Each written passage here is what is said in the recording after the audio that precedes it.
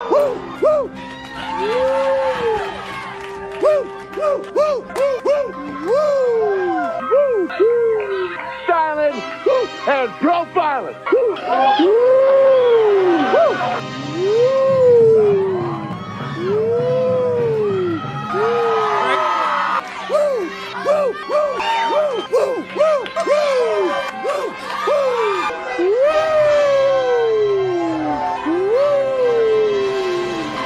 It's live and in color. Woo! Woo! Woo!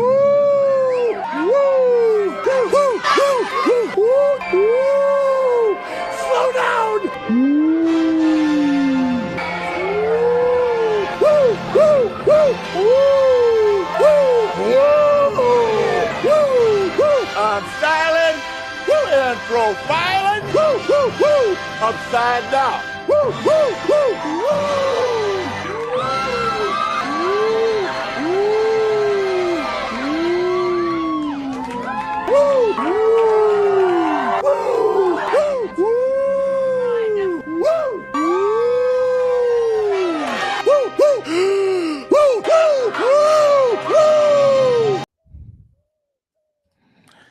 Welcome to the Mafia Sports Report. I am your host, Tommy. If you haven't subscribed, please subscribe and hit that thumbs up. Sorry about that long intro. I thought I cut it. But hey, it's Ric Flair and woo! You know, nothing wrong with a little Ric Flair. Hey guys, first thing I want to talk about real quick. My thoughts and prayers go out to the people of Ukraine. Terrible situation going on right now between Russia and Ukraine. And I hope you guys are feeling the same way I am. And I hope you guys are giving your thoughts and prayers as well. They're going to need it because this is not looking good. And we'll see what happens as far as what we do, how we get involved. But hey, this is not political, but I just wanted to throw that out there. And tough times, guys, tough times. Anyways, I'm going to bring on my guest today. And he is, I don't know. Is he Nasty Nate? Is he Nate Dogg? Is he Nate the Tank? What are you, Nate? I am whatever you want to call me. Nasty Nate. Nasty Nate. Nasty Nate was a, there we go. Nasty Nate. Okay. Yeah. All right. Nate Dogg, Nasty Nate. You guys can call Nate whatever you want in the chat when you guys come on here. I see no one in the chat right now, but that's all right. They'll be on here. Hey, man, good news for the Buffalo Bills. One of the free agents that they needed to resign, which I said they needed to, Siran, Neal got a deal, 3 years, $10.9 million. Your thoughts on our man, Siran Neal, coming back to town? Funny, actually. I don't really know how to take this because I don't know what direction they're really going in because I was listening to Pro Football Focus this morning, so it was actually yesterday's show. And they were saying how there's 3 phases in the game, but special teams is only probably 9% to 11% of the game. So locking up a special teams guy only, plus you already have, Mccaffrey or whatever his name is, the linebacker. Mccaffrey. Yeah, him, and then you have Jones. It's like, are they putting too much money into this position, or are they moving on from the both of them? And now just Neal is like the captain of special teams. Because if they go that direction, where Neal's like the captain of the special teams, it's like, yeah, I don't have a problem with it. Plus, because he's like super versatile, he can play like safety and corner and all that sort of stuff. So I got no problem. Yeah, I got no problem with like the signing itself. It's just more the question marks of what does this mean for everybody else and like the direction of the team. That's all. No, I get it, but that was a must, in my opinion. That was a must signing. Like Siran Neal is a really gifted player, man. Talk about a guy he's a hybrid, right? Yeah. So hybrids don't come around much, man. He's young. He's gonna, it's not like he's an older guy. I believe he was second in tackles on special teams behind Taiwan Jones. So having him back, it's more than just special teams, in my opinion. He does a lot for the team. He can come in when we need him. For corner, like I said, if corner goes down, you come in blitz packages, come in for safety. If God forbid, if Jordan or Micah goes down, he can play pretty much any role. And 3 years, 10.9. That's not a crazy. Yeah, it's not going contract. to break the bank. Yeah. No, not going to break the bank, and they could always restructure it, down the road if needed, or give them an extension or restructure it however. So yeah. No, man, I'm totally cool. I'm totally cool with that. There's a couple more players, that I want the Bills to definitely resign. And this goes into the whole who the Bills could potentially cut. Yeah. So my thinking is this. They may or may not do this, but I could definitely see Mitch Morris being cut and Bates being signed. Yeah. And Bates being the center, and the Buffalo Bills going out and getting a guard in free agency, a left guard. Yeah. Instead of having Bates go back in that position. Yeah. And there's a few guys out there, and we'll get to it later, but one of them, and I'll just throw it out here real quick, Richie Incognito. Yeah. As you know, he played for the Buffalo Bills under Cromer. Yeah. So they have ties already. Yeah. And just a heads up, Richie's been really, really stand-up guy in Oakland, or Las Vegas. Sorry. So he hasn't caused any distraction over there. From everything I've been told, Richie's been kind of not a role model, but offensive linemen that are there, they look up to him. He's doing the right thing. He's helping the younger players. So we'll get more into him later, but that is a player I wouldn't mind coming to Buffalo. Yeah, it gives you that edge. And I think he would come at a reasonable price. This way you can cut, and then you can cut Mongo, by the way, and save some money that way. And I'm going to get into the cuts in a minute. But my point is, on the re-sign players, I would like Bates back. And I have a feeling they're going to, because I think they can get Bates back without signing him. I think he's a restricted free agent or something. Yeah, they'll bring him back. I'm not. He really may worried. be wind up coming back anyways, and they'll work out a deal later. Yeah. McKenzie's interesting to me. Me too. Because I like McKenzie. Yeah. But McKenzie, he may have gotten himself a good contract somewhere else, and I don't know if Bean's gonna pay it. Yeah. Even though McKenzie last year said he would come back and play for Candy. Yeah. Listen. Eventually, you guys start making your money. Yeah. These guys, they all want to get paid. You know, it's understandable. He's and if he's in a nice contract somewhere else, you can't blame the guy. He earned it. But I just don't see Bean piling up a lot of money to bring McKenzie back. But they got to have an answer, and we're going to get into that later. Yeah. Where I think there is an answer for that if McKenzie's not resigned. The other guy I'm on the fence about is Harrison Phillips. Me too. I don't think he's a starter, but he had a way better bounce back season since his basically his rookie season, and it just depends on the money at the end of the day, because he's a rotational guy. He's a good guy to have in a locker room. He's a really good guy in general. Community and stuff. Yeah. So it's a good guy to have, but at the end of the day, as you know, we're behind the cap. We don't, right now we got to work the cap. We got to cut some players. We got to restructure some contracts to even talk about free agency, right? Because it ain't happening. We're right now, I believe we're over the cap. I got a Jack coming in. Herb Beasley is gone. I don't know if he's gone, Jack, but I wouldn't be shocked if he's traded or cut to save some money. And we're going to get into that, Jack, in a little bit on the cuts and what we're saving if we cut some of these guys or get rid of some of these guys. And some of the money is pretty big on some of these players. And that includes Beasley. That includes Daryl Williams. That includes AJ Klein, which AJ Klein's gone, by the way. Feliciano and Star Lutule, which I think Star, wore his welcome out in Buffalo, in my opinion.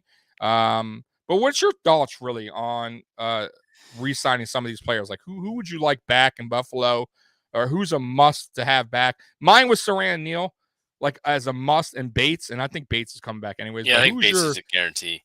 Yeah, who's your guys that you would really want to see back in Buffalo? That's a good question. Yeah, Bates is almost a guarantee. I'd really like Wallace back. Levi, okay. I think he's going to get paid. I don't think. You think so? I don't think he's going to get paid at all. But believe it or not, the thing is, it's tough right now to get corners. Good quality. obviously. He's a quality cornerback. Yeah. I know Buffalo's hard on him, Bill's Mafia. Yeah. But he's a quality guy. He's gonna put us hard hat on. He's gonna come to work. He's not your best corner on your team, but he's gonna sets make the some bar, plays. right? Yeah. So He's now the you guy got to make. Yeah, go ahead. He don't get hurt much, right? Yeah. He's there. Yeah. He'll make plays, right? Yeah. He'll give up some plays, but he's not a bad cornerback. So, No. like I said, yeah. he sets the bar, and it's like now you have to make a significant investment to either like whether it's free agency to go above him or like through the draft to go above him. It's not that he's the best, but yeah, like you said, he's just a really good corner. Jack, we do not need Brian Dable back. God no. And I know you're joking. I do like Brian Dable a funny little reference. Oh, Nate. We won't get into that. We'll get into that. Nasty Nate. No wonder you're called Nasty Nate. Ugh. But another one is what is it? You brought up. Dable. Oh my gosh.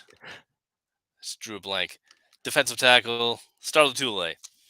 Okay, what about Star? Give me some Star. I was listening to that salary cap spectacular, and I forget what his name was. He was in the bottom right, and he's like, as a fan of Buffalo, I just want you to rip the Band-Aid off and get rid of the guy, right?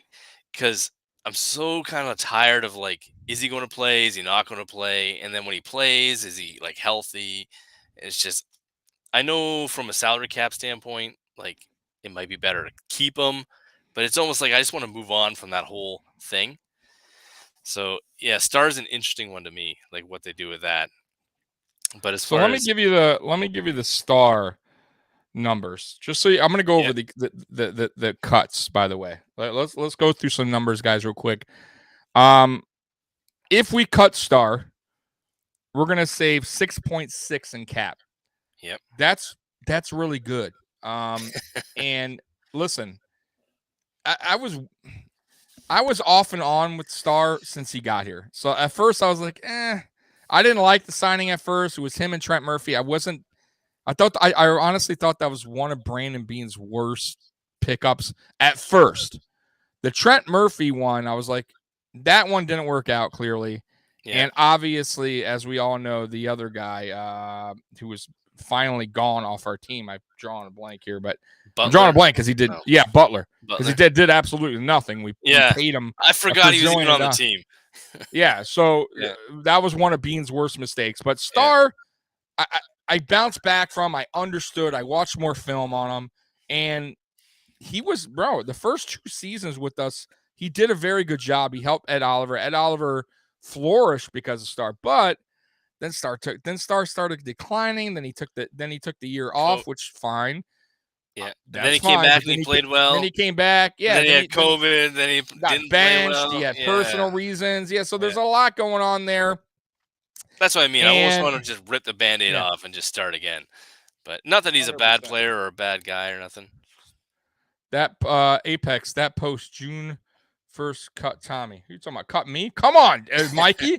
I don't know what you're talking about. Cut me on June 1st? You son of a bitch. Mikey, come on. I don't know what you're talking about, Mikey. Tommy Sweeney. I don't Tommy who? I'm the Tommy. But anyways, Star's one of them. I wouldn't mind Star being gone. Will they restructure his contract? It's possible, but I have a feeling they're going to cut him. Or he might retire or something. Yeah.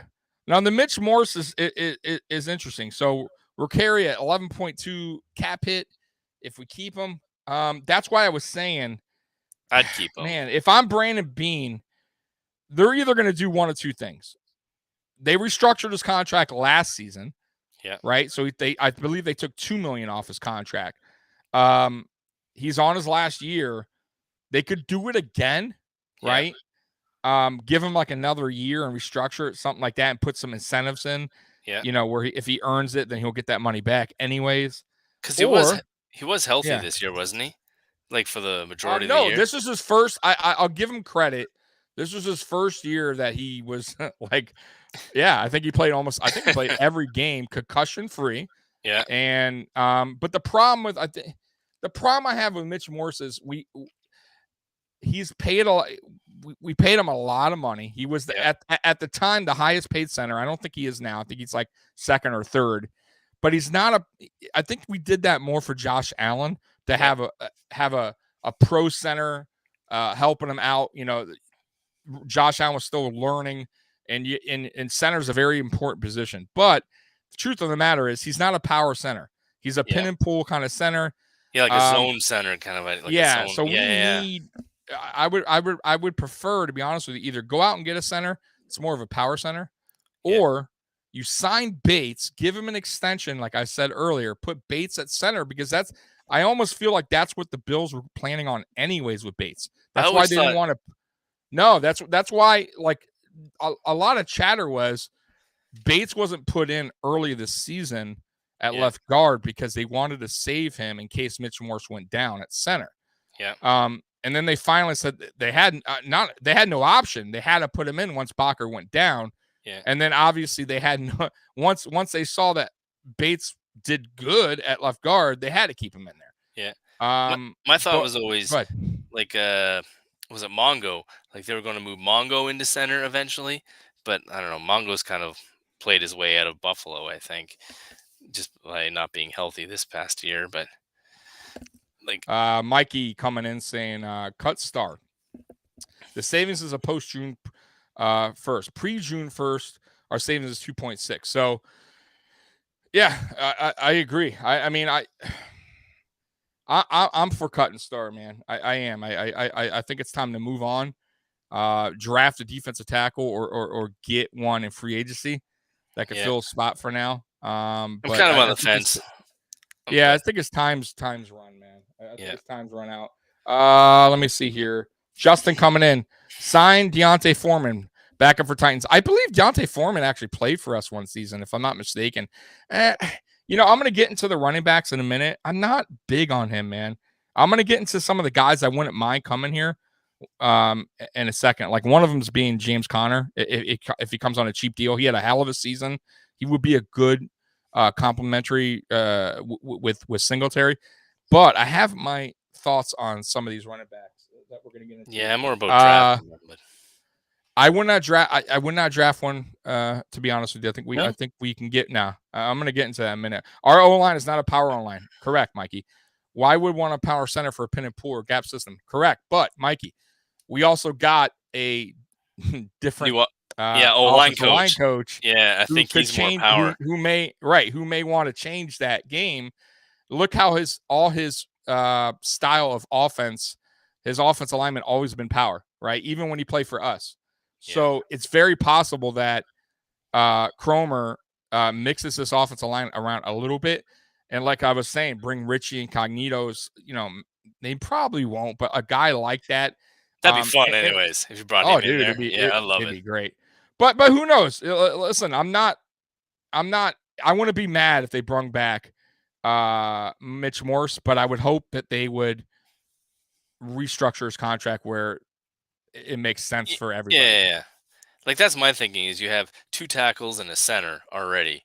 So now you just kind of have to fill the guard positions. Like if you got rid of Morris, now you got to fill 3 interior positions. I think you kind of just created a hole there, but Mikey, no, I mean, I get what you're saying. Still have the guys to play the system. Do you plan on bringing 4 new guys? No, but Mikey, let's be real here. So you got Daryl Williams, who may not be back. So there's one.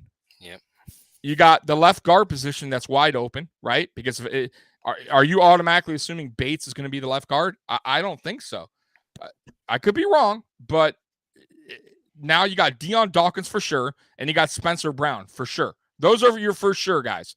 Mitch Morris, I still think, who knows what's going to happen with Mitch Morris. So right now, Daryl Williams is up in the air, Mitch Morris is up in there, and a left guard. So that's 3. So there's your 4 guys right there. So there will be 3 new guys coming in. So yeah, they could mix it up a little bit. And why not have some bigger guys there? Why not have a bigger center? And listen, you can have a bigger center that's a more of a power center and a pin and pull. Not everybody's just one or the other. There is guys out there that could do a little bit of both. So we'll see, man. It's all about the money, right, Mikey? You know how it works, man. It's going to come down to dollars and cents and what makes sense for this team and who we can add on for the right price. And there's going to be cuts. There has to be. There has to be guys dealing with restructure contracts. Mitch Morris already did one last season. Will he be willing to even do it again? He may say, you know what, it's not worth it. Like, I don't want to do it. Then what is Bean going to do? That's a huge hit, man. That's a huge hit to keep him. But we'll see, man. I don't know. Dawkins is not. I didn't say Dawkins is a power left tackle. I know that. I know that. Dawkins not. Brown could play that style, but not. That's correct. But not ever. We'll see what Cromer does. But Cromer's styles, it's been more of a power running style of an offensive line. But who knows? You're right, though. Personnel means everything, right? We have what we have, but we'll see what happens, man. I'm just saying. As of right now, Daryl Williams is on the fence, in my opinion. I think he's going to either get cut or restructure. Mitch Morris the same, and left guard. I mean, do you want Bates to be your left guard moving forward? That's the real question, I guess. I got to ask you, Mikey. What's your opinion on that?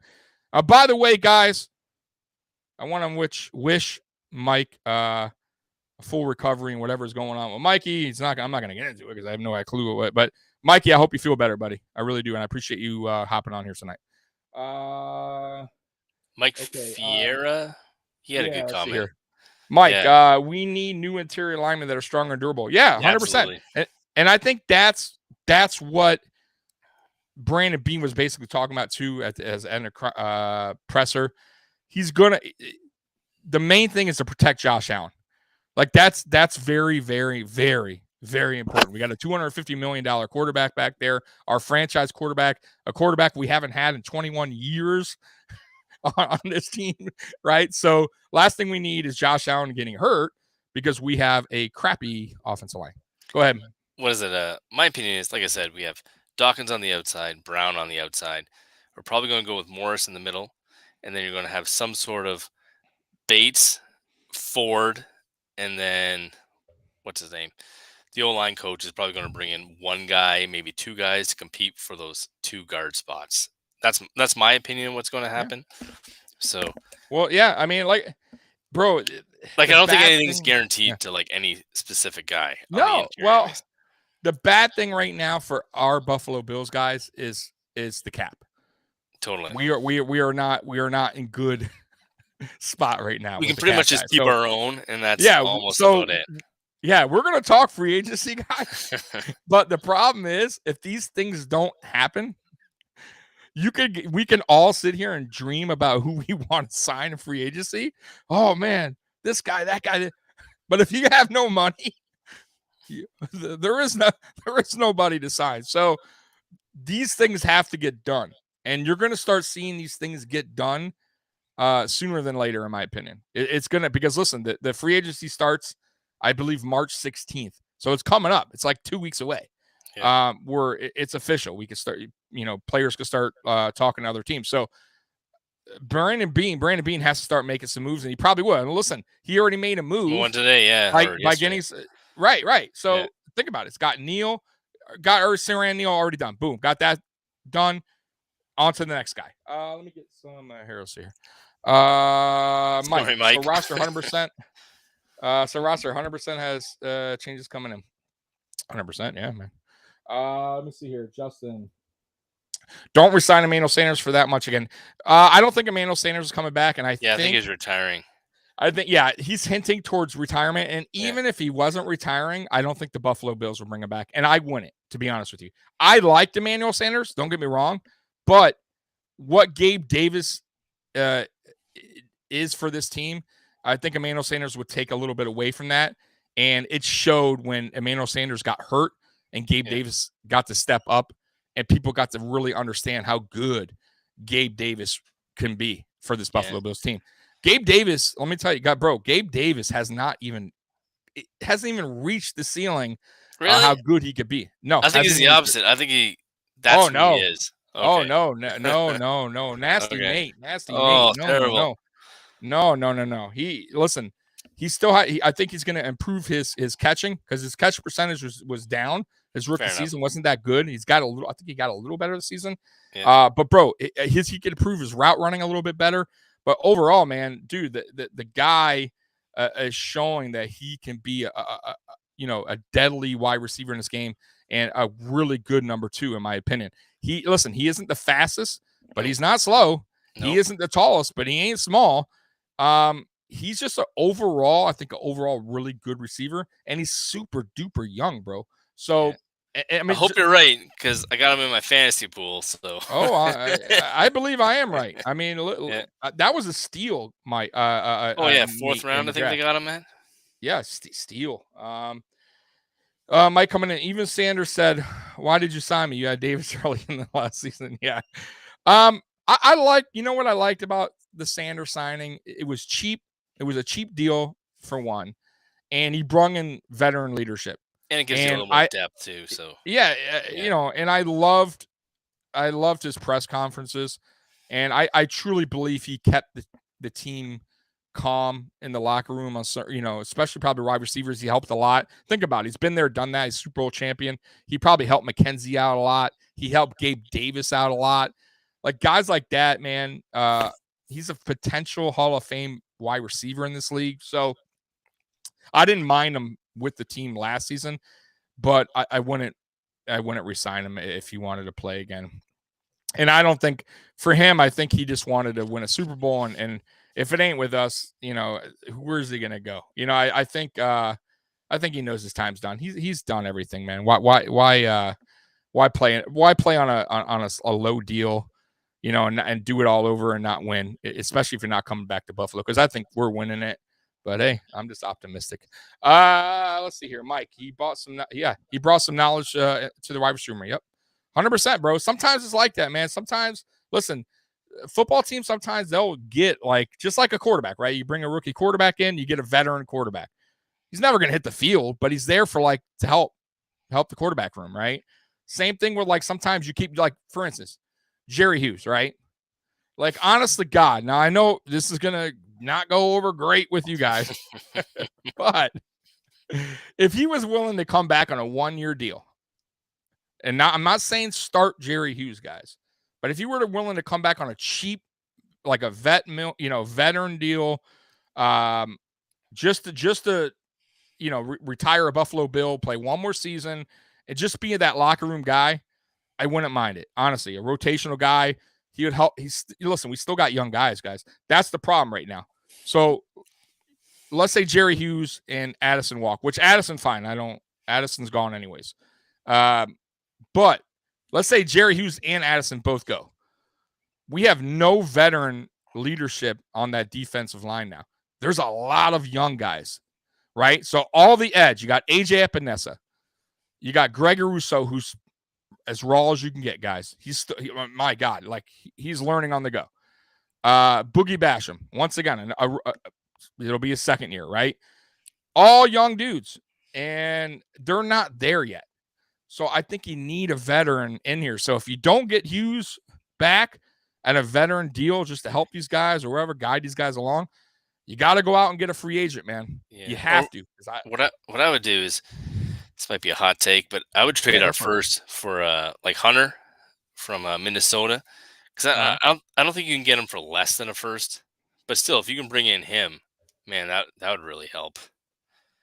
But yeah. I mean, like I said, listen. I think the one thing I can see Brandon Beane doing, we're going to talk about it, is doing a trade. I know he said he wasn't. If you guys watched his presser, he said that don't expect any splash free agent signings. Yeah. Because obviously, listen, guys, we're the cap once again. Okay.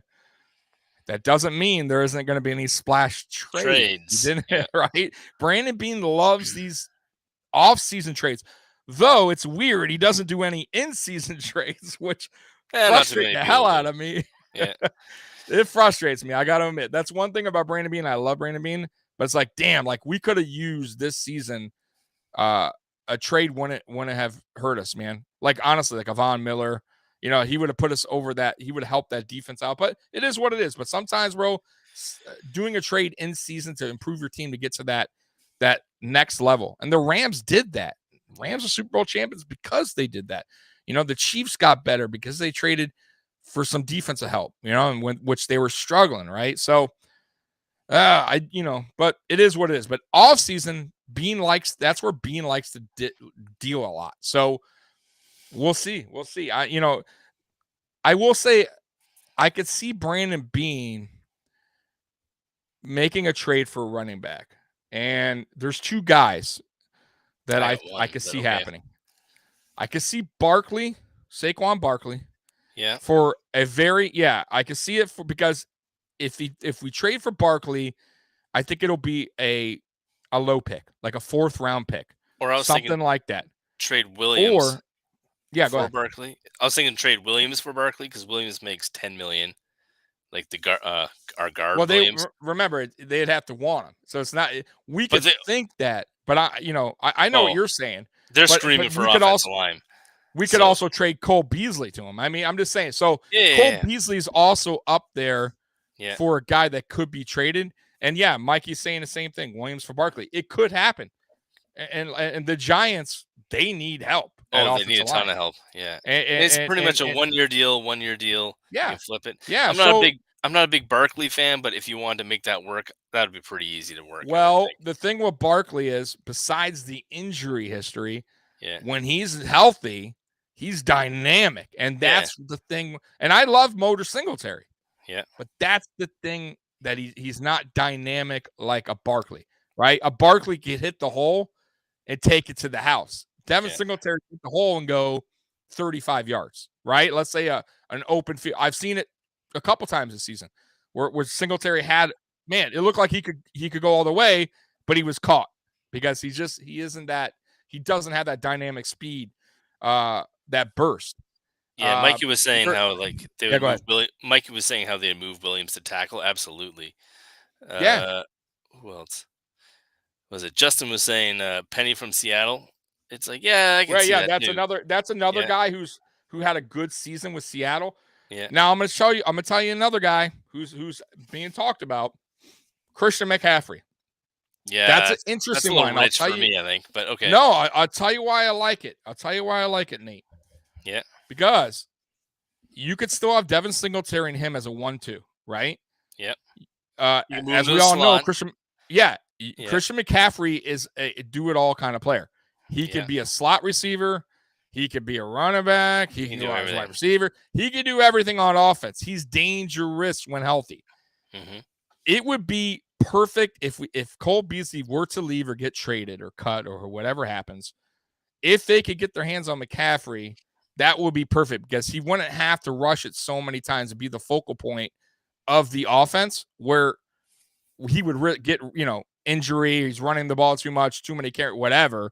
We would probably limit his carries, but he would be more as a Swiss Army knife on the offense.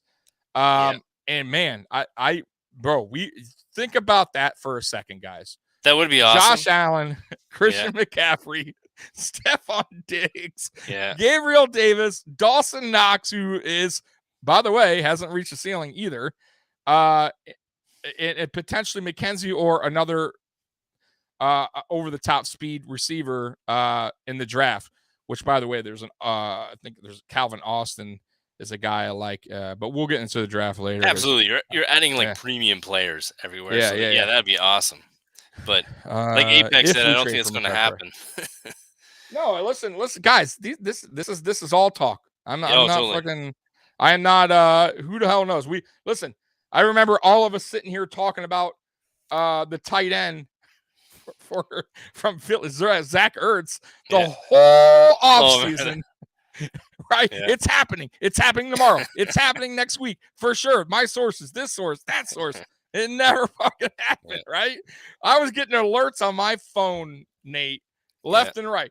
Ertz is coming. Here comes Ertz. Never fucking happened.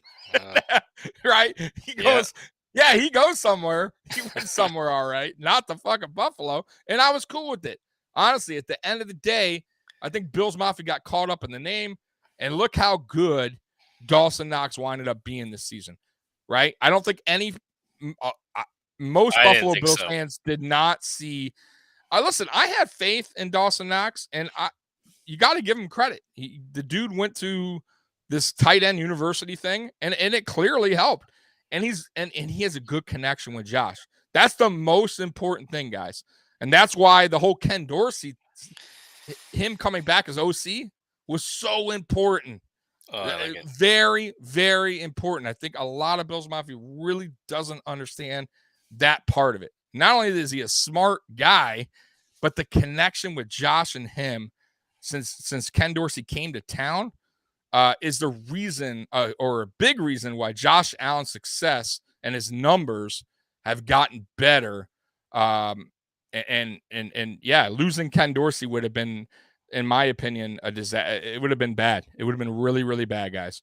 But he's back and he's here. Mike, is Dane Jackson a CB2 or do we sign one? Okay. Dane Jackson is not there yet, in my opinion. Real quick. But go ahead, Nate. Nate, go ahead and answer that, brother. Mike's got a lot of good questions in this chat. Yeah, Mike's the man tonight, man. He is the man. Well, both Mikes, actually. Apex. Yeah, that's true, Mikey. My man, Mikey. Shoot. I missed it here. But anyways, yes, Dane Jackson. Is he number 2? I'd say so for now, anyways. Nah, not now. He's not ready, Mikey. No. I keep calling you Mikey because I'm so used to having my man, you can call me anything Mikey. You want. I'm not calling you Mikey. There's a Mikey already. That's my There's man. 2 of them in the chat. You are Nasty Nate. It's because your damn name on your Nathan Sills throwing me off, man. If you put Nasty Nate there, I will call you Nasty Nate. Okay, I gotta do that, I guess. All right, next time, that's guys in the chat. That's Nasty motherfucking Nate. All right, he's selling you. He's giving you. Remember Nasty Nate? That was from a movie. He was I forget what movie, but he had like what was it? Half Baked. He was a prison guy. Yeah. And he had the calendar and he was marking the days down where he was gonna get. I know the movie. I don't remember that. Yeah, Nasty Nate, man. He had a swimsuit calendar in the prison cell. All right. Hey, everybody! I got to make that my Twitter thing. Get your Nasty Nate calendars ready for. Nate's gonna make them. I'm sorry, guys. I went way off topic there. Oh, that's all right. Apex, be prepared for Dane Jackson CB2. It's very possible, but I don't think so. But it is possible. I think Levi will get a decent contract, and I don't think the Bills are going to match the offer. So it is possible. But if I'm the Buffalo Bills, there was a question here, and I'm sorry I missed it. I'm going to go back to it. I do believe that the Bills should draft a CB with their first pick, in my opinion. So. I don't think they will. Right? I think they're gonna go defensive lineman in the first. But we'll see. But I would go cornerback. But there's a lot of good corners in the draft, so we'll see. I don't know. But Chewy said, Tommy, if you have big money to spend on either offense or defense, where do you spend it? That's a great question. That's a good question. I would honestly go defense right now. Even though we were the number 1 defense in the NFL, you got to factor in who we played, the teams we played, all that. When the big games were on the line, the defense kind of let us down, okay? Not all the time, but I'm just saying we needed help, all right? We have an overpaid defensive line. We all know that. Yeah. Underperforming. Way overpaid, right? They weren't performing to their contracts. I think we were the highest paid in the league. I mean, that's crazy, right?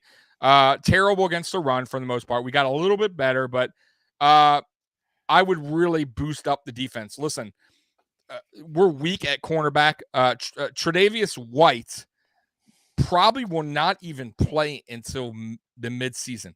They're saying at best September, right? And that's if he's ready to play, guys. Listen, that injury, the ACL injury, some players don't come back right away. It takes them a little bit to get 100%. And the Buffalo Bills don't just throw players out there unless they're 100%. You know what, though? Listen, so it depends on everybody's body's different. Some players bounce back, but I'm just saying Trey White may not be ready on day 1, right? And that's a problem. So now you're talking, forget the CB2. Who's our CB1 week 1? So that's why I'm saying you got to go out and either draft a cornerback or sign one, a veteran. Go ahead, Nate. But at the same time, too, Nate's putting his hand up. I love it. It's like I need to talk, right? What is it? But if you take a step back and look at it from the broad picture, we're still going to win the AFC East, right? So does it matter if he comes back week 1 or week 6? We're still going to win. So I don't see that as a pressing need. Like, he's going to be back. He's going to be back for the playoffs. Like, yeah, but that doesn't playoffs. Listen, I'll give you an example. So Trey White went out the Saints game. Yep. Our first good team we win against, guys, was Tampa Bay Buccaneers. Exposed right away, right? Yep. Then we played a bunch of nobodies. Let's be real, okay? Even the Patriots, okay, they're good on defense. Their offense was shitty, okay? When we got in the playoffs and we played a team that has receivers, Kansas City Chiefs, we got lit the fuck up. And we had Levi in there. We had Dane in there. And we still had Micah Hyde and Jordan Poyer, the best safety duo in the NFL. But we still cannot stop the Chiefs, right? We could not stop. We couldn't stop them last year when White was on Hill. But that was different game plan. Let's look at week 5, right, Nate? Look at week 5 when we played the Chiefs in Kansas City. We had Trey White healthy.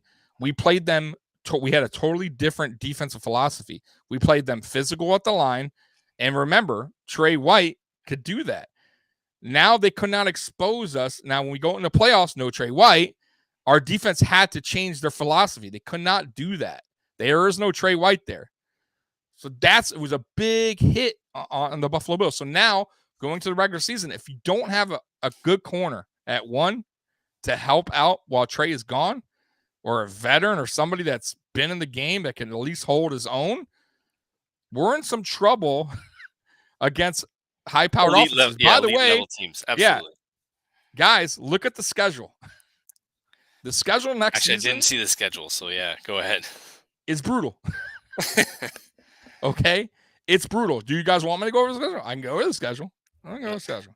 Quick story, actually. Go ahead. Go ahead while you're doing that. Go ahead. It's like, when you have a good player on your team and they go down with an injury, if like when Ike Bacher went down with an injury, McDermott was standing on the sidelines. But as soon as Tre'Davious White went down with an injury, he ran out to the field and he's looking over top of Tre'Davious White. That's how you know you have a really good player that's really important to the team, is when the head coach actually comes out on the field to be like, what's going on? You know what I mean? So I'm not trying to downplay Tre'Davious White. He's a bad player. He's one of the best players on defense, obviously. So yeah, he's very important. Right. Yeah. Look, Mikey, great. Hey, Mikey, great point. Mikey coming in. White could be the difference in a 1 seed and a 4 seed. 100%. Absolutely. Bro, 100. Listen, that makes all the difference. Yeah, Tre'Davious White, when healthy, is a top 5 cornerback. There's no denying that. Without him, and we don't pick somebody up, and that's why I think Brandon Beane kind of made a huge mistake last season by not addressing it in the draft when he went back to back when he got Boogie. Now, some people don't mind the Boogie pick. Yeah. I don't like it. I think he should have went corner, but I get where he's coming from, but now is the time. You saw what happened with Trey. Trey went down, and we were listen, Levi kind of held his own, but you see where Levi struggles, right? Dane Jackson is still young and growing and learning the game, right? So Dane's all right. Really? You want him as the number 1 corner going in week 1? We're in some deep doo-doo, right? So so the schedule, guys. Now, mind you, the dates aren't set yet, okay? So these are our home games. So Green Bay. Now that could be an easy or a hard game, depending on where he Adams goes. and Rodgers. I'm thinking both will be back. Minnesota Vikings. Okay, that's an easy. Pittsburgh, depending on what they do at quarterback, but trash. Still never an easy. When you're going against a good coach, it's never an easy. Listen, I thought we were going to kill Pittsburgh week 1. Guys, we lost. Yeah. Do you remember? against an old-ass, aging Ben Roethlisberger. So Pittsburgh's never a team where I could just sit back and say it's a pushover.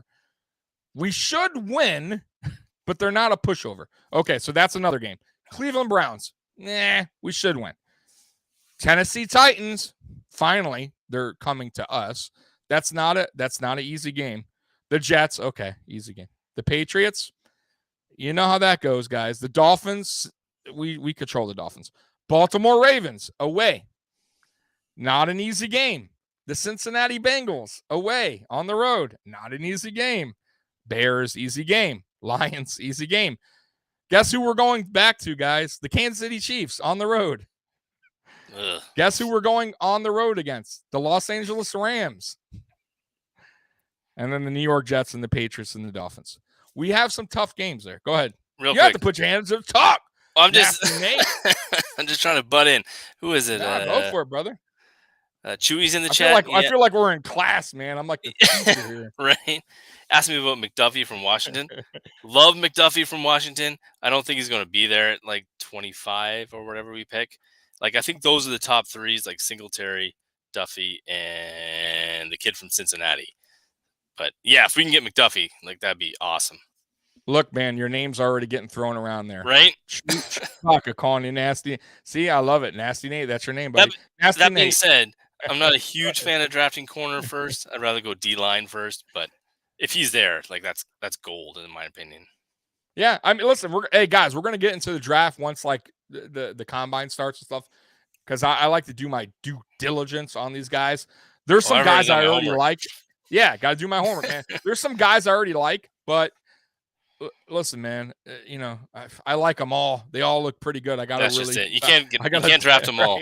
I got to dive really into it and what because I truly believe this year, guys, like Brandon Beane's philosophy for the most part has been best on like whoever's best on board. I have a feeling this season he can't go with that philosophy. He's going to have to draft for need. This will be a draft for need, a draft, in my opinion. That's why I almost think trade might be a thing. Like, go get the guy that you actually need. But yeah, well, he did it with Diggs. That's what I'm trying to tell you. You might see the same thing again. I'm telling you guys, I would not be shocked if Brandon Beane pulls a big trade. That's why I mentioned McCaffrey. That's why I mentioned, because if you get McCaffrey, yeah, I think it's going to be for a running back. I don't think so, but I do, because I don't think they're going to draft a running back. I think they need a playmaker, regardless of position. They need a playmaker. Well, here's the deal: they drafted 2 running backs already. One of them's worked out. The other, let's be real, has not. Right? Yeah. And they're not going to draft a running back in the first 2 rounds. They're just not going to do it.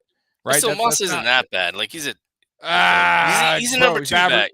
You need to go in the season with 3 backs. He needs he needs a lot of work. I'm going to be real with you. And if we wind up getting a running back, and there's another guy I want to bring up too. Oh, I got a guy too. As far as a running back, Patterson, Cordell Patterson. Oh, love him. How are you talking McCaffrey and not talking Patterson? No, well, Patterson's almost better and cheaper because he's a free agent. It's true. I'm talking about a trade. Yeah. If we don't pull the trigger on McCaffrey, I'm just saying. Yeah. Patterson would be but we got to remember, Patterson is not a every down back. He is like but you can put him in the one slot of those Swiss Army knives, right? Yeah, right. Yeah. You can do it all again. So I'd almost rather have Patterson. Yeah, but are we that's where it boils down to McDermott and Beane saying, okay, we don't want like this power back who can do it like 25 times. Yeah. We still want this split dynamic kind of, okay, Singletary gets 10 carries, this guy gets 6 or 7, but he's involved more on the wide receiver and a slot, like he's in for more plays, right? A quick story. Actually. Yeah, go ahead, brother.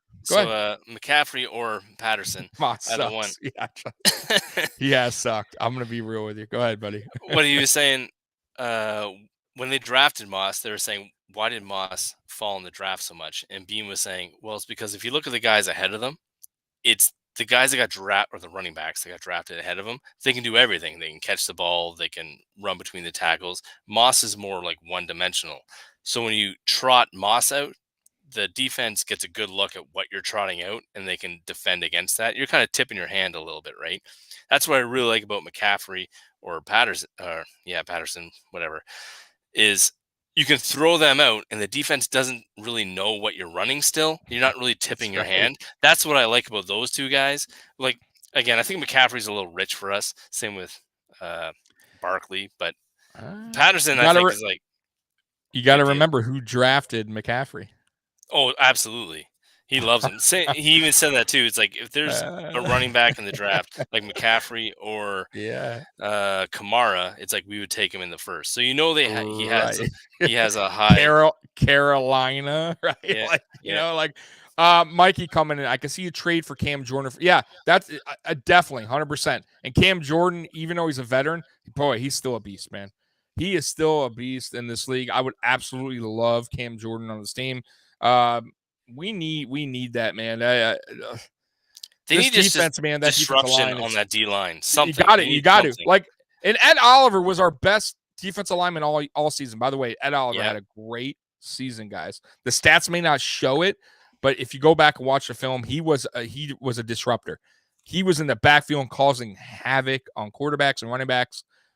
He just needs help. He needs help. And listen, Harrison Phillips, he did good, but he's not that guy. He's a good rotational guy.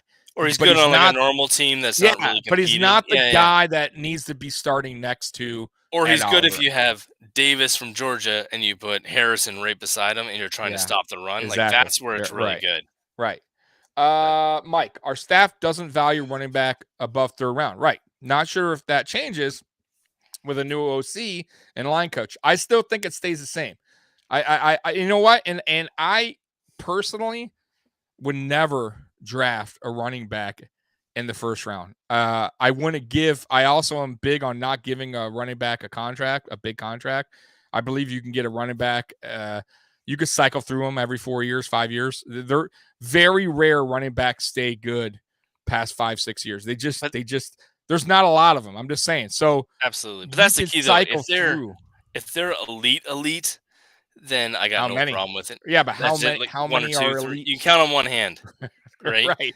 Yeah. How many are elite? And then you're talking big money, right? Yeah, totally. That's where you get caught up in the salary cap, right? So that's why I would never. I think our team. Listen, Brandon Beane is a smart guy, bro. I think he's gonna make it work.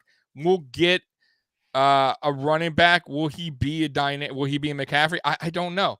Will he be a Saquon Barkley? And maybe Barkley comes on a trade and we restructure the contract, and maybe he's a new Barkley. Maybe he stays healthy and it works out. But I can't see him drafting, bro. I'll be real with you. Running back in the first 2 rounds. Mike just came in and was saying, was it running back draft in the 3rd or 5th? A guy I really, really like is Cook from Georgia. Like, I know he's Dalvin Cook's brother, so he's probably going to get a lot of hype that way. But I honestly think he was better than their number 1 guy, which was White, who was like a 5-star recruit at a high school. And for some reason, Cook is like all over draft boards. It's almost like 3rd round to like 6th round. But he can catch the ball. He's fast. He's almost what we need, a fast guy that can catch the ball out of the backfield. So Cook would be a guy I'd really look for in the draft, like later rounds. Yeah. Now, I kind of like, I kind of talked a little bit, said something that I guess I kind of said last season I wouldn't do, but I did say last season, if Najee Harris fell to us at our spot, I would have loved to draft Najee because I was an ETN guy, but same thing. Yeah. No, see, I'm not ATN because listen, ATN he would have brung. Yeah, he's dynamic. Yeah. But he's a small guy. I don't know if he's going to last. I'll be honest with you. In the NFL, a guy like Najee Harris, his size, coming from Alabama, bro, he would have been a beast on this team. So, but I love Gregory Rousseau. So I was saying the whole time, as long as we don't trade up, if Najee would have fell to us, I would have been okay with it. But the fact that he didn't, cool. I'm glad on the Gregory Rousseau pick. But other than that, how many players come across like that? Quick point about Rousseau, like a player comp is what is it? Carlos Dunlop, because Carlos Dunlop is like 6'7", 260. He's had a long career. He gets 9 sacks. Another guy from the Bengals was it Michael Johnson? He was out of Virginia Tech. Same sort of thing. He was like 6'8", 260. He had like a long career getting 6 to 9 sacks a season. That's how I see like Rousseau. I don't see him as like this super dominant guy that's going to be going like getting a gold jacket by any means, but he should be like a really good player. But yeah, that's my player comp anyway.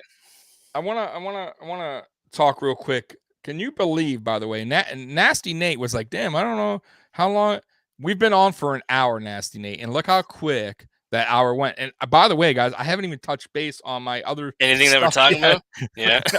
So we're like, I appreciate you guys staying on and listening to us ramble on and just talk nonsense here for an hour. Yeah. I know you guys could be somewhere else, man. So I appreciate you all in the chat room. But I do want to talk about one thing real quick. How fucking great was the 2018 draft by the Buffalo Bills? And I know you don't remember all of it, so I'm going to quick go over some of these guys. Okay, just for everybody to see how fucking good of a draft that was. Obviously, you know who the number 1 pick was. Josh motherfucking Allen. Oh, there you go. Come on, Nasty Nate. All right, the second pick, Tremaine Edmonds. Yeah. Listen, he's been a Pro Bowl, guys. He's a good player. I know Bills Mafia's, hitter. They're like this on him, but let's be real. He's been a good player. Okay. Harrison Phillips, good rotational guy. Okay. Teron Johnson, a good player. Siran Neal, you guys know how I feel about Siran Neal. And then Wyatt Teller, who's no longer on the team, but he's an All-Pro. So that is a lot of good players and those are the first 6 picks, by the way. So it was Allen number 1. Tremaine, I believe, was also the first round pick because we traded up. Yeah. Harrison Phillips was a 3rd round. Sure. I believe Teron Johnson was a 3rd or the 4th. Siran Neal was a 4th, I want to say, or 5th. And Wyatt Taylor was, I think, a 6th or 7th. He was a 5th, I think. Yeah, and then we wanted to trade him. Oh, whatever. Who cares? They're mid-round picks. He was 5th or 6th, but either way, that's a hell of a draft, guys. You got to give credit to Brandon Beane, his draft picks in general, since he's been here. They've been he's been hitting on some of these late round picks. Guys like Spencer Brown, who I was like, who the hell is Spencer Brown? Same right. way. And then I dug once we drafted him, I said, okay, he looks intriguing. He's 6'8". That's why his teammate is going like first round this year because of him, I think. Like Pennington is his name. Yeah. See now, Justin coming in. I'm not a big fan. Me either. He's really, really good, but I don't know if he's like worth the money. Yeah, so it isn't. We were talking about this before the show started, so it is interesting because his contract's coming up. He's on his last year. Do we resign him? So I'm on the fence. I really am. Yeah. Because he's super young. I think he's 23 years old. So that's super young. Plus, we're in a Super Bowl window too, so like you don't want to disrupt stuff. He's a very smart player. He's been since he was a rookie calling plays for the defense. So that tells you a lot right there that the coaches have a lot of trust in him. But he has a lot of flaws. Like his tackling isn't the best. He still makes a lot of mistakes. And he's gonna want some money. And if I was his agent, I would go top dog. Yeah. Highest paid linebacker. And honestly, I think he could flourish somewhere else in a different system. In a 3-4 scheme. Yeah. Just in a different system. More. Yeah. Like I was saying, like a Parsons. But we're never gonna do that. That's just it. Yeah, we're never gonna use him to his full potential. It's like we're trying to like make him into a Luke Kuechly. Well, it's the way. Yeah. Yeah. It's McDermott's style defense. It just I don't know if it fits his. Yeah. If it fits his way, like I could totally see him going to like New England and balling out. Like that would just be. But it is what it is. Mikey. Depends on the cost. If it's a Milano deal, yes, I agree with that, by the way. Yeah. If he wants Warner or Leonard money, then no. 100%, Mikey. Yeah, that's why I'm on the fence, because I feel like if Tremaine Edmonds is like, listen, and by the way, Brandon Beane's been great at getting players to re-sign for team-friendly deals. So if he could get Tremaine Edmonds on board like Milano, I'd be cool with it. I really would, because it's tough to get a young player that's that athletic for that kind of deal. But go ahead, Nate. Switching up a little bit. Chewy was in the chat saying you keep talking trade. Who are you going to trade? Williams. Oh, there's a couple guys. There you could trade. Okay, so I think I'm talking Williams trade, has a lot of value. There's Daryl Williams, one. Yeah. You could trade Cole Beasley, two. Cole Beasley still has value, guys. Cole Beasley still, I don't think he has that much value. Not as much as Williams, but he does have value. It depends on who you're talking about. He's still a top 5 slot guy, in my opinion. Because look at Bergeron or whatever his name is from the Jets. He's looking for $9 million, and Beasley makes less than he does, and you're only locked into a 1-year deal. So yeah, he has value. Right. Right. Now you got Daryl Williams, who has value. Right. Yeah. Cole Beasley. You could also throw in a late round pick, 3rd round, 4th round. Yeah. Listen, deals get done. Yeah, deals get done all the time. All the time. If sometimes deals get done for you scratch your head and go, how the hell a 4th round, a 5th round for this guy? So it depends. It really depends. If the team just wants to get rid of that player, sometimes they don't want a lot back. They just want the guy off the team, get rid of their dead cap or whatever. So we'll see. But I do expect the trade. I really do. And there's guys that are tradable. 3 guys I really like from Minnesota is Hunter's one. I think he's only getting paid like 12.5 a year for 2 years. So you might have to flip your first for Hunter, and we can probably fit that $12 million under our cap. Like, that would be awesome if we can do that. Another guy is DJ Wanham. He's a defensive end for Minnesota. He was drafted the same year as EJ Epinesa. He reminds me a ton of Eddie Yarborough. Remember Eddie Yarborough? Or the other guy, Johnson. He was like a 7th round pick, long guy. He kind of reminds me of those guys. He has 16 career starts with Minnesota. I think him for like Epinesa would be a real good deal, because they're both the same draft year. They're both the same salary number. And I think Epinesa would actually improve, because they're moving more to a 3-4 defense. So I think he would actually improve just standing up, even though he put his hand in the dirt in Iowa. But yeah, he might move that way. Another guy, so I'm a fan favorite of this guy, is the running back. Oh my gosh. Kenny Nawangu is his name. So he won Special Teams Player of the Week, like week, I want to say like 14, 15, something like that. He was only on special teams running punt returns and kick returns for like 4 or 5 weeks. I think he had 2 touchdowns, and he's like their 3rd running back behind Cooks, and was it Matthews is the other guy? I think he was a 4th round pick last year. He was the backup running back to Montgomery at Iowa State, and he was the backup running back to that Hall from Iowa State that's in this year's draft. But yeah, he's like a super speed freak. He's like 6'1", 210 pounds. Like, I don't know if you're going to prime away from Minnesota, but they have a new coaching change. Like, yeah, I mean, he'd be a good back to get. Especially because he can play special teams, but that's my guy. Yeah. That's like a guy I'd really be pushing for. Like I said, bro, you never know, man. Some guys are going to come here for a 7th round pick. Mikey coming in saying D-Hop got traded for a 3rd.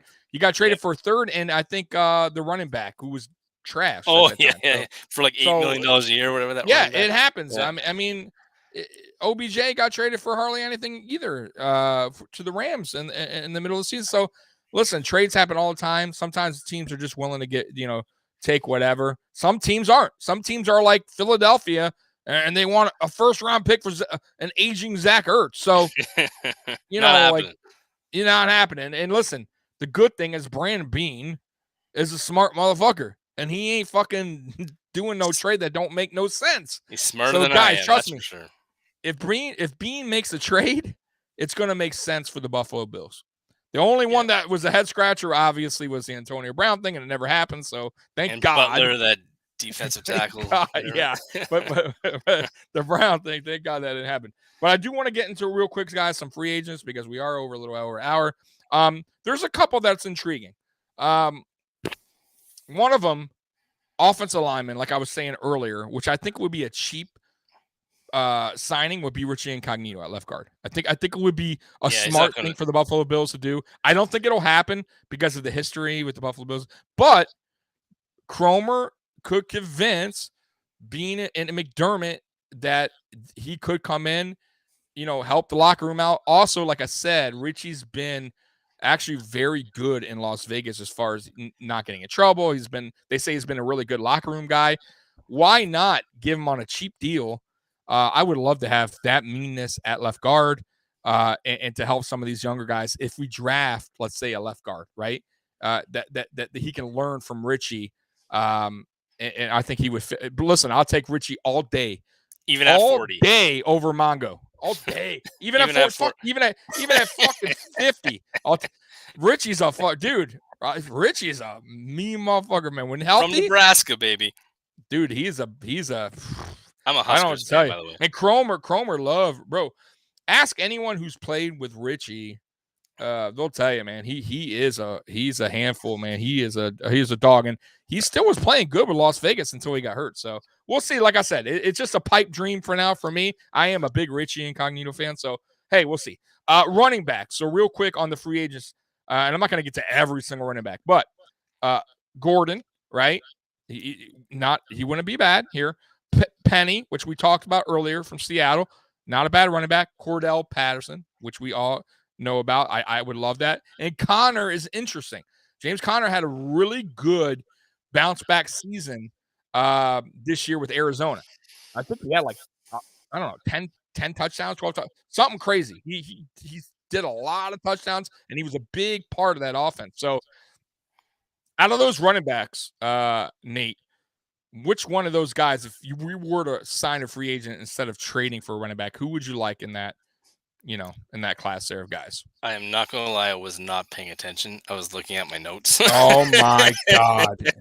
You guys. Nasty Nate over here. I'll go with Kenny Nawangu from Minnesota. He's probably my best bet to go get, but God. I'm going with Singletary number one. Nate's looking up the 98 free agent list over there. That's right. I'm going to go with, let's see here. Danny and Tomlinson. All right. Yeah, that's right.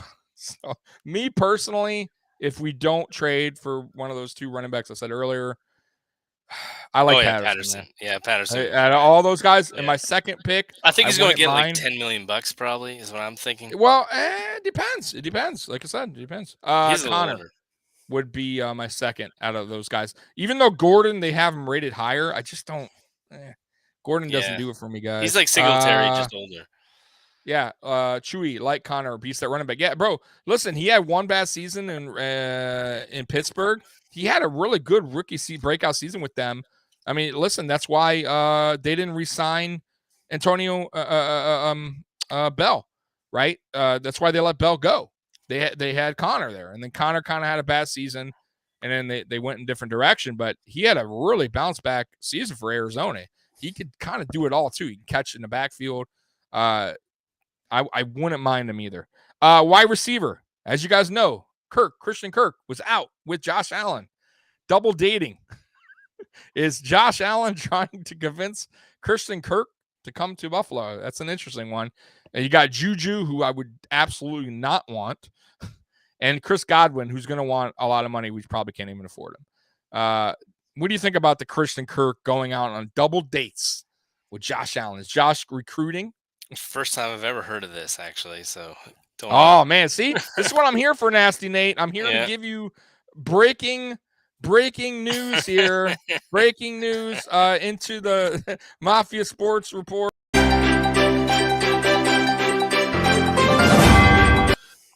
Josh Allen, Christian Kirk out on double dates. So, what do you think? You like Christian Kirk or what, man? Would you welcome the Kirk man in? Sure, anyone that helps. Bring them all in, man. Right on. Cap. Yeah. We don't got no cap. That's Buffalo. Right. That's right. Take it down the road. Tight end. There's not many as a backup. I'm hearing Gronk all over the place. That's happened. I'm good with that. Just roll with Dawson Knox and Sweeney for now, I guess. I mean, I guess you can get another backup tight end. There's a few other guys out there, but Sweeney's, to be honest with you, he's not the best, but I think Dawson will be fine. But if you need to get a backup, if Gronk came on a super cheap deal, which he won't, Cool. No. I'll welcome him, but not happening. Backup quarterback. Interesting topic, by the way. Nasty Nate. Oh, Nasty Nate had the finger up. Go ahead. No, go ahead. I was going to say I got one, but go ahead. All right. So the backup quarterback's been a topic lately.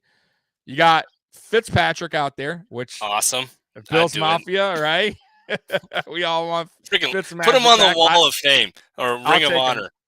I'll take. Well, you got to put Eric Moulds there first, buddy. Yeah. Oh, I got Eric a Mould Moulds story. Yeah. Deserves. You better tell me that Mould story because that's one of my guys. If you don't see in the background, Eric Moulds up top.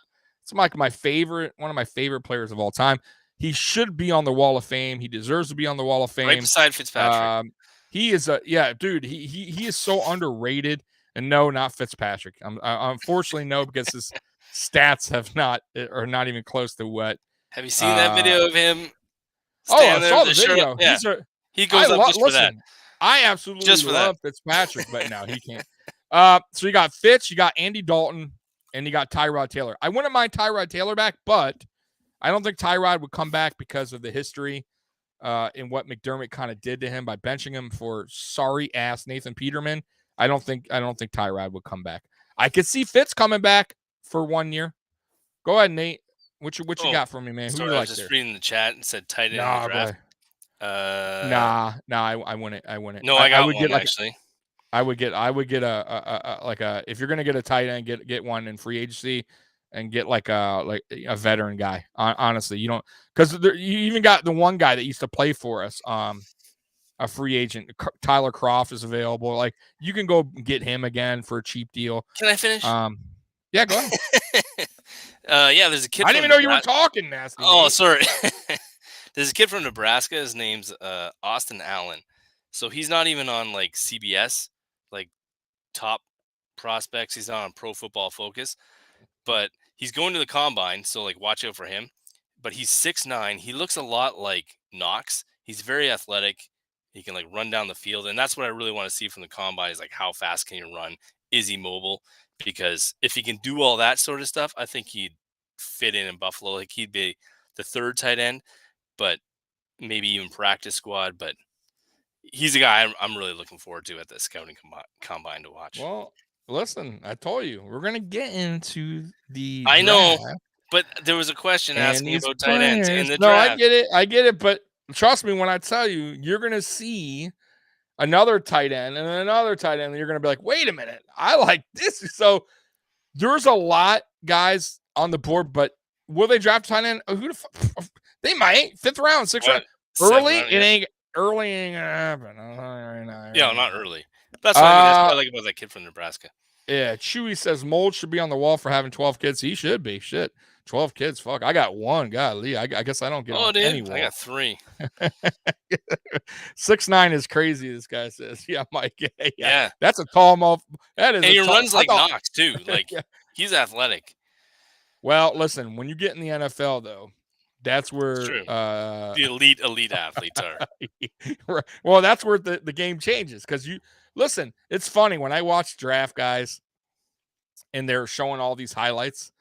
I'm like, damn, they all look fucking great. Like they all look. Even the guys like in the 7th, they're like showing their highlight film when I'm watching the draft. I'm like, damn, that guy looks fucking unbelievable. And the guy never.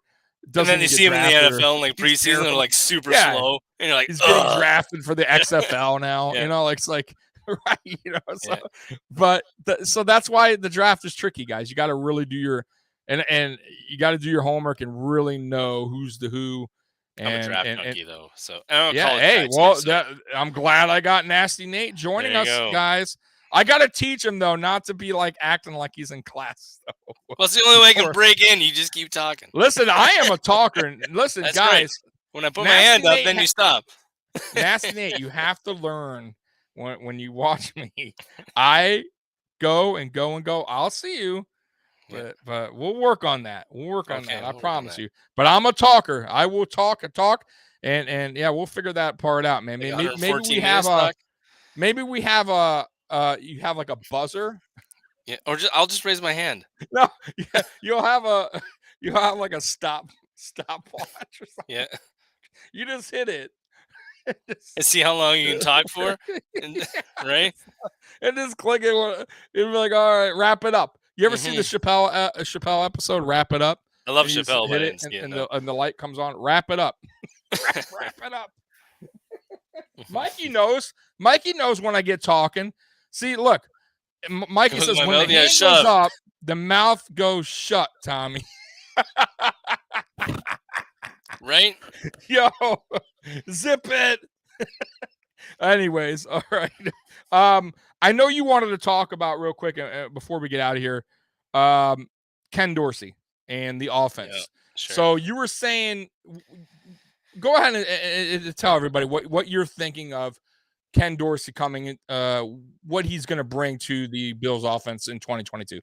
Yeah, like everybody just assumes that you're just going to run the same offense Dable did, but it could be like a little different. He could tweak things. So as an example, a lot of NFL teams look towards college, like see how college programs run. And one of the big things that college is doing, what's his name, Matt Campbell at Iowa State, is running like tall trees everywhere. I think his shortest wide receiver is like 6'5", 6'6". So he'll run like 2 6'6" receivers like in the slot, and that's his like mismatch against like those nickel corners and stuff.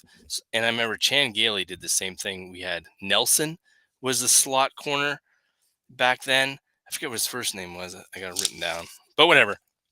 And that was his like mismatch, was he just had a big guy on a small corner. So maybe Dorsey does more of that, because we have Kumaro and who's the other guy, Hodgins. They're both like pretty tall, like 6'2", 6'3" So maybe Isaiah Hodgins. So maybe they do that. Maybe they go in the draft and do things that way. That would make Beasley and McKenzie kind of exposable, or if they wanted to run that kind of offense instead of the offense Dable was running. But that's just like whatever. That's just an idea. I'm not saying they're going to do that. Just throwing it out there. No, I agree partially with what you're saying. Yeah. Real quick, Chewy coming in with the Bills be big buyers on free agency. Listen, right now, no, because we have no money to spend. And even if we do what we were talking about earlier, which is, restructure some contracts, cut some players, we still won't have the big money to spend. And don't forget, we already are re-signing some of our own players. So it's going to take, it's going to take some bean magic to get quality guys in here. Free agency. Let's just say that. Quick plug. Go ahead. I was talking about that salary cap. If you just jump in. Okay. I'm good. Okay, dude. Go ahead. So that salary cap spectacular that Cover One did, if anyone's in the chat listening to this, it's like, go over to them. They did a real good job. I don't necessarily agree with everything they said, but their like thought process is like spot on. So that's, salary cap spectacular for Cover One. And they broke it down. It's like basically the Bills, after signing Tremaine Edmonds, keeping Edmonds, blah, blah, blah, they have about $10 million, but they could also push it to $30 to $40 million if you really wanted to like kick the can down the road and like go all in for this year. But yeah, $10 million is where we're at, which is pretty much just resigning our own. So we don't have a ton of money in free agency. Don't forget.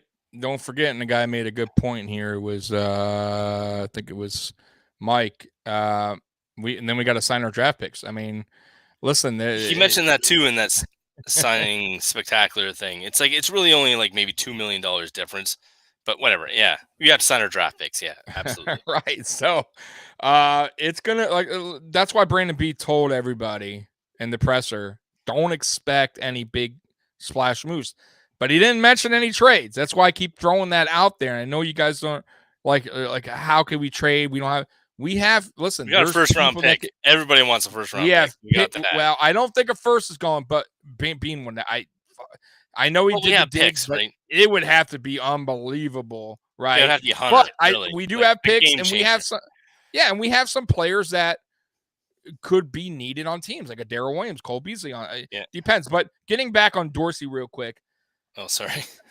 That's okay. So I'm a little bit mixed on what you said. So I believe it's still going to be a similar type of offense that Dable ran with a spin to it, right? Absolutely, could be. Yep. Right. So because you got to remember the personnel, right? And Mike touched base on that earlier with the offensive line, right? So who do we got? What is Josh Allen's strengths? What is Diggs' strengths? What is our running back strengths right now? Like who we have as of now. Yeah. And Dable's system, it did well. It was my problem with Dable was the in-game adjustments and him just getting kind of caught up in his own ways. Was annoying as fuck. So with Dorsey, I think he'll be better in game adjustments. We'll see, right? And then I also think he'll put a spin to it where, and by the way, Cromer coming will help this spin because I think he'll run Josh a lot less on design runs. Yeah, and run the ball more. We will run the ball a little bit more going forward that Dable refused to do. And maybe not all Dable's fault because the offensive line coach was fucking terrible, in my opinion. I think that was kind of Dable's game plan as well, but whatever. That's I think it was mixed. I'm not going to blame it all on Dable, but Dable is guilty too because I felt like sometimes Devin Singletary was running good in games and he just totally took him out. Or he didn't get him involved early and then he got him involved second quarter. He ran for good yards and he just stopped. Like that's the things that Dable, it was so frustrating, like it just, and sometimes he didn't see defense's weaknesses, like, or home field. When we're playing at home and it's super windy. Why aren't you running the ball there? It's almost like he had his game plan like stuck. Like this is what we're going to do regardless 100%. of what we're doing. Yeah, no matter what. If it doesn't work, who cares? We'll figure it out and we'll just keep moving forward. Right. On one hand, I don't really mind that, but on the other hand, it's like it does kind of suck. Yeah. Mikey coming to Joe Brady also helped bring new ideas. 100%. Joe Brady could possibly be, they're saying, the next offensive coordinator for this team if Dorsey winds up going and being a head coach, let's say 2-3 years down the line. Joe Brady could be the next guy up. Yeah, I hope so too. I want to see that coaching tree grow. So it's like I almost want to see Dable succeed, then I want to see Dorsey succeed. Well, whatever. I want to see Dorsey succeed because coaches either leave because they get fired or they leave because they get promoted. So I'd rather see them leave as they got promoted than being fired. Because if they get fired, that means they're not doing a good job. 100%. 100%. Yeah, 100%. By the way, we're getting Frazier back, which I kept saying during the season. No way. I thought for sure both would get signed head coaching jobs. And I'll be real with you, man. I feel bad for him. I understand the 13 seconds probably cost him a head coaching job, but not really. Listen, the NFL is weird like that, bro. You're telling me some of these coaches that got hired are better than a Leslie. Some of these coaches, come on, man. Let's be real. You're opening a whole new can of worms here. I'm just saying, it don't matter. Can of worms. Hey, Thursday Night Uncensored. I say what I want. I'm just I'm being real. Okay. However people want to hear it or not. Leslie Frazier was a former head coach. Brian Dable was never a head coach in this league. He did terrible wherever he went before he played for Buffalo. If we're going to be totally real, he got fired everywhere he went. And if you want to really be honest, I think Frazier deserved a head coaching job over Dable. True. But he didn't get it because very possible the 13 seconds had a lot to play with it. And I'm just saying. So, hey, cool. We got Leslie Frazier back. I'm cool with it. I didn't think it would happen. But he's back, and I'm okay with it. Apex made a great comment. Yeah, go ahead. They're all about young guys. It's nail it on the head. The blueprint for owners. Pop it up there.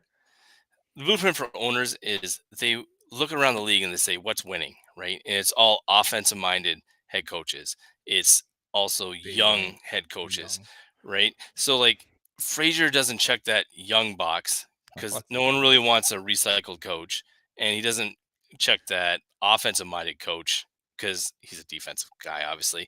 And the other thing is I find the league is switching more to a 3-4, and this is opening another can of worms. But it's almost like the league is moving more towards a 2-4 defense, whereas Frazier is running this nickel style, which is kind of going out the window. So I think he's really not checking all the boxes that everyone's looking for. So I think that's the reason why he's not getting the job. Not that he's not qualified or good. I think he'd be a great head coach, but I think owners look that way instead. Nate, you got to also understand Yeah. McDermott's defense it's not just Leslie Frazier's defense. True. On this, McDermott has a lot to say. Absolutely. And believe it or not, their defenses are actually very different. They just gel together because Frazier doesn't mind McDermott stepping in. As you saw, I think in 2019, when he actually took over a couple weeks of play calling on defense. Most coordinators probably would have been like, I'm out of here. Yeah. Frazier's not that guy. Frazier and McDermott work very well together. That's why I don't mind. They both play that sort of zone style but defense. So exactly. They mesh together really well. They right? do, but there are still differences. There's still differences. Yeah. So listen, in my opinion, I still think Frazier deserves a head coach. I think if we go this season coming up, guys, and we play to our abilities, we win a Super Bowl. Frazier will finally get a head coaching job. I don't want to hear about age and where people are leaning to. Listen, if you're a good coach, you're a good coach. There's a lot of old coaches out there too. There's a lot of young coaches that suck ass. Absolutely. If we're going to be real. Go ahead. And to shout out to Justin, just absolutely, absolutely, we would have beat the Rams or the Bengals if we would have beat them. We should have been Super Bowl champs. Yeah, see, Mikey knows. Oh, 100%. Listen, guys, no, Nate, of course. Come on, man. I'm just reading Justin's comment. You are listen, 100%, guys. Yeah. Of course, we don't know for sure, but for sure, it would have been. Just write it down. Me as a Bills fan, yeah, dude. If we would have beat KC, which we should have beaten KC, we would have had home field advantage against Cincinnati. I know for a fact we would have been Cincinnati at home. And the Rams, I think we would have played. Our style defense would have fit perfectly against their offense, in my opinion. The way we play our defense, like they don't have a mobile quarterback. I think we would attack Stafford, and I think our offense. I think we would have gotten past their defense. Josh Allen would have been scrambling past Aaron Donald in that game. He would not be getting sacks like what's his name over at Cincinnati. So it is what it is. We can't say it because we didn't get there, but I truly believe next season is our season, and we'll see, guys. Let me see if I'm missing anything else, guys, before we go. Justin's comments make me sad. What did Justin say? Is Justin making somebody sad? He's the one said that we beat the Rams. Oh, I know, man. Fucking A. I was so pissed, Justin.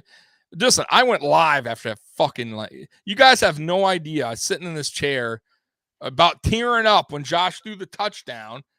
And I said, God, don't do this to me. Don't fuck me over, man. Like 13 seconds. Can you give it me this one fucking win here?